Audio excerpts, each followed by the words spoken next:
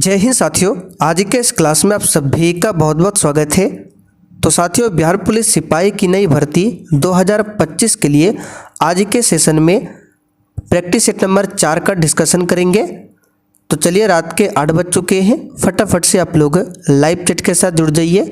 सभी फ्रेंड्स को good evening, good evening. तो साथियों, आज का पहला क्वेश्चन देखिए, रात में विचरण करने वाले प्राणी को कहा जाता है? निशाकर, बंचर, तमोचर या फिर डी निशाचर।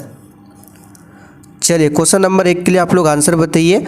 और देखिए, प्रत्येक स्टूडेंट को नीचे लाइव चैट में अपना अपना आंसर बताना है, जिससे कि आप सभी का प्रॉपर तरीके से रिवीजन भी हो सके। तो रात में विचरण करने वाले प्राणी को क्या कहा जाता है? इसका सही जवाब है निशाचर। तो यहाँ पर जो भी बच्चे ऑप्शन डी बता रहे हैं, उनका बिल्कुल सही जवाब है। क्या बोला जाता है? निशाचर बोला जाता है। अगला क्वेश्चन देखिए, इनमें से कौन सा शब्द गुस्से का समानार्थी नहीं है? चलिए, क्वेश्चन नंबर 2 के लिए आप लोग आंसर बताइए। और साथियों, कल जो आपका सेट नंबर 3 हुआ था, उसका पीडीएफ अभी तक अपलोड नहीं हुआ है। तो कल वाला और आज वाला दोनों क्लास का पीडीएफ जो है वो आंसर के साथ अपलोड हो जाएगा। तो यहाँ पर इसका सही जवाब है, देखिए, क्रोध हो गया, अमर्ष, रोष ये गुस्से का समानार्थी है, जबकि अपकर्ष जो है ये शांत का क्या है? समानार्थी है। तो यहाँ पर सी ऑप्शन आपका सही जवाब है। अपकर्ष गुस्से का समानार्थी नहीं है। अपकर्ष का मतलब क्या होता है? शांत। चलिए आगे देखते क्वेश्चन तीसरा, जिन भाववाचक संज्ञाओं के अंत में हट होता है उनका लिंग क्या होता है? चलिए बताइए, क्वेश्चन 3 के लिए आंसर। जिन भाववाचक संज्ञाओं के अंत में हट होता है उनका लिंग होता है। सही जवाब है स्त्रीलिंग। यहाँ पर भी ऑप्शन आपका सही जवाब है। जैसे यहाँ पर लिखते हैं आहट, आहट क्या है? आपका स्त्रीलिंग है। ठीक है, तो जिन भाववाचक संज्ञाओं के अंत में हट होता है उनका लिंग क्या होता है? स्त्रीलिंग होता है, ध्यान रखिएगा। और भाववाचक संज्ञा कैसे बनाया जाता है? तो किसी भी शब्द के अंत में अगर ता लगा देंगे तो वो बन जाएगा आपका भाववाचक, यानी कि जिस शब्द के अंत में ता मिले वो होता है भाववाचक संज्ञा। जैसे कि शत्रुता, शत्रुता, ठीक है, ये क्या है? भाववाचक संज्ञा है। मित्रता, ये क्या है? भाववाचक संज्ञा है। मानवता, ये भी क्या है? भाववाचक संज्ञा है। और किसी शब्द के अंत में अगर दीर्घ ही मिले तो वो भी भाववाचक होता है। जैसे कि यहाँ पर लिखते हैं जुदाई, महंगाई, भलाई, ये सभी क्या है? भाववाचक संज्ञा है। चलिए अगला क्वेश्चन देखिए, विश्व का चक्कर किस यात्री ने सबसे पहले लगाया था? ये सब क्वेश्चन ऑलरेडी आपका हो चुका है। बताइए, विश्व का चक्कर किस यात्री ने सबसे पहले लगाया था? इसका आंसर है मैगलन ने। यहाँ पर ए ऑप्शन आपका सही आंसर है। वास्को डी गामा की बात करें तो भारत आने वाला पहला पुर्तगाली यात्री था, जो कि 1498 ईस्वी में भारत आया था। भारत के कहाँ पर आया था? तो केरल में। ठीक है, केरल में आया था। आंसू पीकर रह जाना मुहावरे का सही अर्थ क्या है? हिंदी व्याकरण के क्वेश्चन बिल्कुल इसी टाइप से आपके एग्जाम में पूछे आते हैं। तो आंसू पीकर रह जाना मुहावरे का सही अर्थ है चुपचाप दुख सह लेना। चलिए, निम्नलिखित में से कौन सा शब्द निंदा का पर्यायवाची है?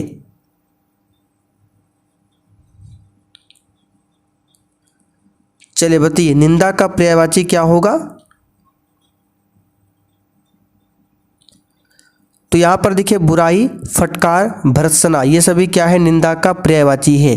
तो यहाँ पर सही कर लीजिए, यहाँ पे होना चाहिए कौन सा? निंदा का पर्यायवाची नहीं है। तो यहाँ पर इसका सही जवाब है स्तुति। स्तुति का मतलब होता है प्रार्थना। ठीक है, तो ये निंदा का पर्यायवाची नहीं है। बाकी बुराई, फटकार, भर्त्सना, ये सभी क्या है? निंदा का पर्यायवाची है। अशुद्ध विलोम युग्म का चयन कीजिए। चलिए बताइए, यहाँ पर एक दूसरे का सब विलोम दिया हुआ है। आपको बताना है इन चारों ऑप्शन में से कौन सा एक ऑप्शन है जो कि विलोम युग्म नहीं है। तो अशुद्ध विलोम का यहाँ पर देखिए कर्कश का दिया हुआ है, मधुर बिल्कुल सही है, ऐश्वर्य का अनैश्वर ये भी सही है, रिजु का वक्र ये भी सही है, रिजु मतलब सीधा, वक्र मतलब टेढ़ा। ऐहिक का यहाँ पर लौकिक दिया, ये गलत है। ऐहिक का यहाँ पर विलोम क्या होगा, परलौकिक। ठीक है, ऐहिक का क्या होगा, परलौकिक। तो ये वाला ही आपका यहाँ पर गलत है। चलिए आगे देखिए, निम्नलिखित वाक्यांशों के लिए एक शब्द में कौन सा सुमेलित नहीं है।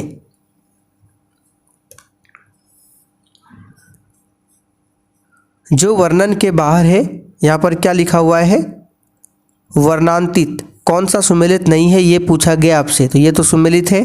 जो देखा नहीं जा सके अदृश्य ये भी सही है। जो आमिष नहीं खाता हो, यहाँ पर दिया है सामिष, ये गलत है। जो आमिष नहीं खाता हो यानी जो मीट मछली नहीं खाता हो उसको बोलते हैं निरामिष। क्या बोलते हैं, निरामिष, ना कि सामिष। तो सी वाला सही कर लीजिए, जो आमिष नहीं खाता अर्थात जो मीट मछली नहीं खाता वो क्या है, निरामिष। तो सी वाला ऑप्शन यहाँ पर क्या है, सुमेलित नहीं है। क्यों, क्योंकि यहाँ पर निरामिष होना चाहिए सामिष के स्थान पर। बाकी जो पहरा देता है प्रहरी, ये सभी सही है। कहानी का प्लॉट, कहानी की मुख्य नायिका का क्या नाम है।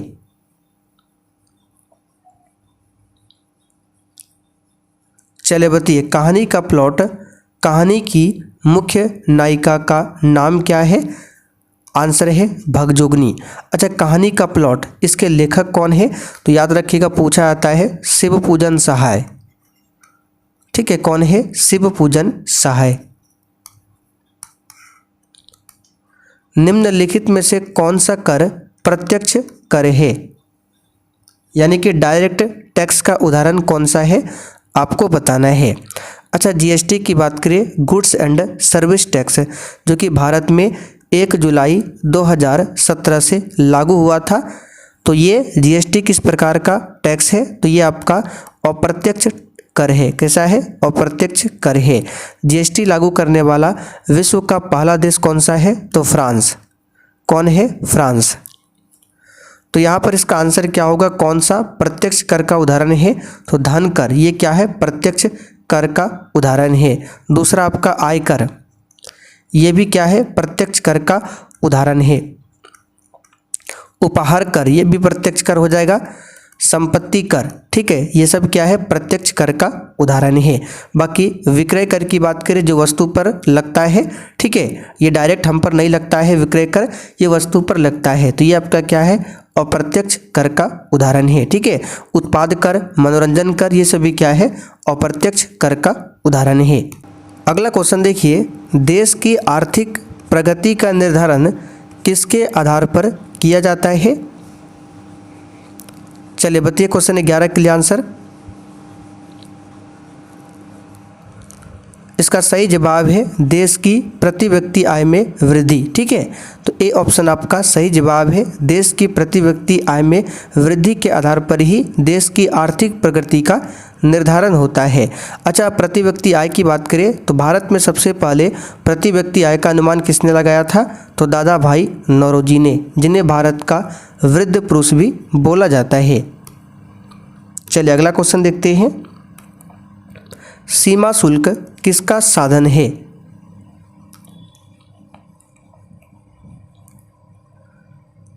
तो सीमा शुल्क जो है ये विदेश व्यापार नीति का साधन है।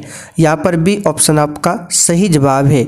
मौद्रिक नीति कौन जारी करता है, तो ये आरबीआई जारी करता है मौद्रिक नीति को। राजकोषीय नीति कौन जारी करता है, तो वित्त आयोग जारी करता है। ये सब आपको ध्यान रखना है। अत्यधिक महामंदी किस काल में आई थी।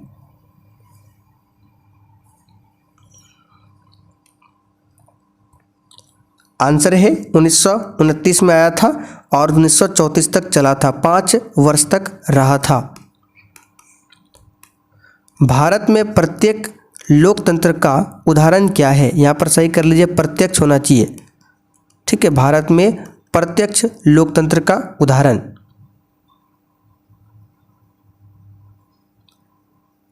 तो प्रत्यक्ष लोकतंत्र का मतलब क्या होता है, जिसमें अगर कोई फैसला लेता है तो उसमें ग्राम सभा का बैठक बुलाता है और सभी से पूछा जाता है, ठीक है। तो आपका प्रत्यक्ष लोकतंत्र का उदाहरण है। लेकिन अगर प्रधानमंत्री की बात करें, मान लीजिए प्रधानमंत्री कोई फैसला लेता है तो क्या वो आम जनता से पूछता है? बिल्कुल नहीं पूछता है। तो वो क्या है? अप्रत्यक्ष कर का उदाहरण है। तो इसमें से बताना है ऑप्शन के हिसाब से कौन सा प्रत्यक्ष लोकतंत्र है। तो इसका सही जवाब है ग्राम सभा। ग्राम सभा में मुखिया जो भी फैसला लेता है तो ग्राम सभा का बैठक बुलाया जाता है और सभी से पूछा जाता है। तो ये आपका प्रत्यक्ष लोकतंत्र का उदाहरण है, ठीक है। अच्छा, भारत में किस प्रकार का लोकतंत्र है? अप्रत्यक्ष लोकतंत्र है। लेकिन भारत में भी ग्राम सभा एक ऐसा है जहाँ पर प्रत्यक्ष है। तो याद रखिएगा, भारत अप्रत्यक्ष लोकतंत्र का उदाहरण है। अच्छा, प्रत्यक्ष लोकतंत्र का उदाहरण कौन सा देश है? स्विट्जरलैंड, ठीक है। स्विट्जरलैंड जो है प्रत्यक्ष लोकतंत्र का उदाहरण है, ध्यान रखिएगा।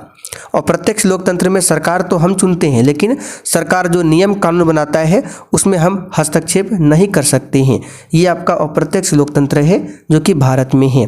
तो याद रखिएगा, ग्राम सभा इसका सही है। महात्मा गांधी अर्धनग्न फकीर है, यह उक्ति किसने कही थी? ये सब क्वेश्चन करा चुके हैं, आपका रिवीजन हो रहा है, बताइए। और सेट में आप कितने क्वेश्चन सही कर पा रहे हैं आपको कमेंट करके बताना है। इसका सही जवाब है विंस्टन चर्चिल ने कहा था महात्मा गांधी को अर्धनग्न फकीर। चलिए, भारतीय संविधान में मूलभूत अधिकार किस संशोधन से लिए गए थे? तो ये सब क्वेश्चन कई बार बता चुके हैं, अमेरिका संविधान से। वर्तमान में 6 मूलभूत अधिकार है, पहले 7 था। कौन सा हटा है? तो संपत्ति का मूलभूत अधिकार हटा दिया गया है, अब उसे कानूनी अधिकार बनाकर आर्टिकल 300A में रख दिया गया है। और ये कब हटाया गया है? तो 1978 में, जो कि 44वां संशोधन हुआ था। मूलभूत अधिकार को भाग 3 में रखा गया है और आर्टिकल 12 से लेकर 35 तक में। भाग 3 को संविधान का मैग्ना कार्टा भी बोला जाता है। सोवियत संघ से क्या लिया गया है? तो मौलिक कर्तव्य को लिया गया है। राज्य विधानमंडल के अनुमोदन के बिना राज्यपाल द्वारा जारी अध्यादेश कितनी अवधि के लिए लागू रहेगा? आंसर है 6 सप्ताह के लिए लागू रहेगा। अगर अनुमोदन कर दे तो 6 महीना के लिए लागू रहेगा, लेकिन अनुमोदन अगर नहीं किया है तो राज्यपाल द्वारा जारी अध्यादेश जो है 6 सप्ताह के लिए लागू रहेगा, ठीक है। और राज्यपाल अध्यादेश जो जारी करता है आर्टिकल 213 के तहत में जारी करता है, ध्यान रखिएगा।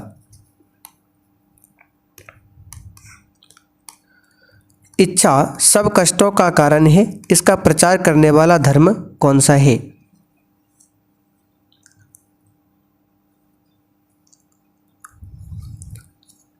आंसर है बौद्ध धर्म। जैन साहित्य को क्या कहते हैं?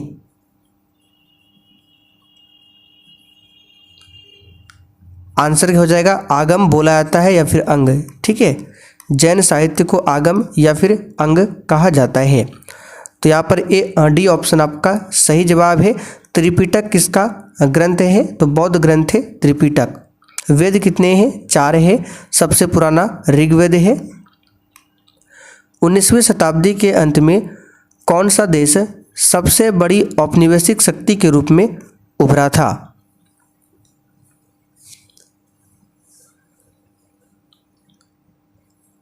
आंसर है ब्रिटेन। सी ऑप्शन यहाँ पर आपका सही जवाब है, ब्रिटेन। संगम काल में रोमन व्यापार का केंद्र कहाँ पर था?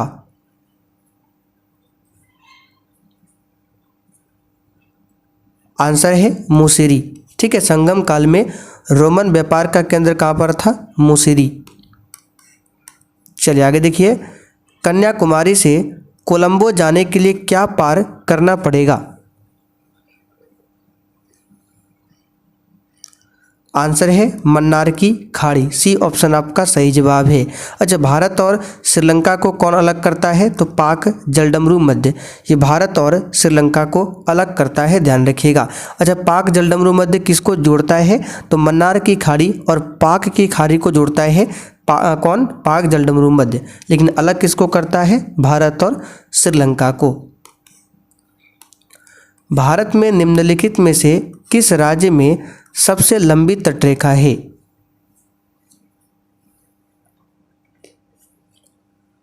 आंसर है गुजरात की तटरेखा सबसे लंबी है। दूसरा अगर पूछे तो आंध्र प्रदेश हो जाएगा, और सबसे छोटा पूछे तो गोवा। भारत के टोटल 9 राज्य हैं जो कि समुद्र के किनारे पर है। भारत में कौन सी नदी को खुला नाला कहा जाता है?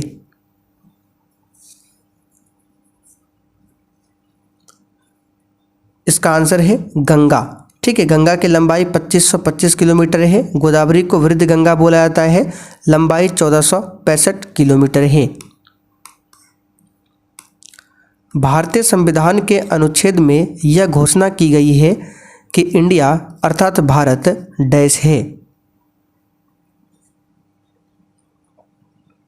आंसर है राज्यों का संघ। मृदा के कटाव को रोकने के लिए बड़े पैमाने पर वृक्ष लगाने को क्या कहते हैं?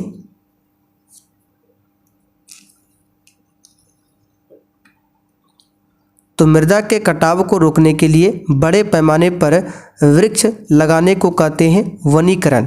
अच्छा, विश्व पर्यावरण दिवस कब मनाते हैं? तो 5 जून को मनाते हैं। आगे देखिए, मिलिंद पन्हो क्या है?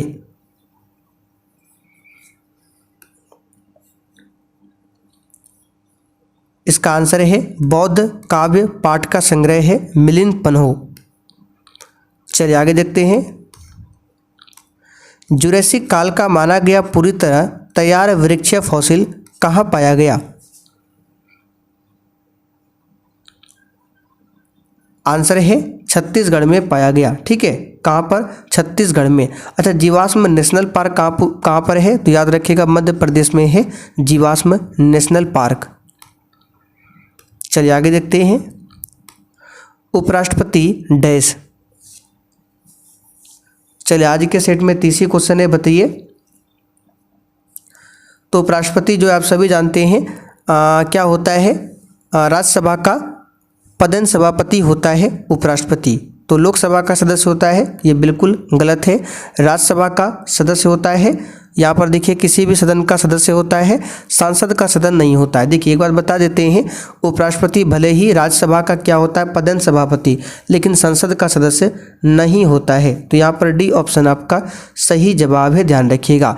उपराष्ट्रपति राज्यसभा का पदेन सभापति होता है, लेकिन किसी भी सदन का यानी लोकसभा और राज्यसभा का सदस्य नहीं होता है, पदेन सभापति होता है। उपराष्ट्रपति पद के बारे में आर्टिकल नंबर 63 में बताया गया है, ध्यान रखिएगा। गवर्नमेंट ऑफ इंडिया एक्ट 1935 किस पर आधारित था? तो ये साइमन कमीशन, ए ऑप्शन यहाँ पर आपका सही जवाब है। साइमन कमीशन का गठन 1927 में हुआ था। भारत कब आया था? 1928 में आया था। और साइमन कमीशन ने अपना रिपोर्ट कब दिया था? तो 1930 में दिया था। और इसी रिपोर्ट पर 1935 का अधिनियम आया था, गवर्नमेंट ऑफ इंडिया एक्ट 1935। तो चले साथियों, आज का सेट यहीं पर कंप्लीट करते हैं। अब आप लोग कमेंट करके बताइए आपने 30 क्वेश्चन में से आज कितने क्वेश्चन सही किए हैं।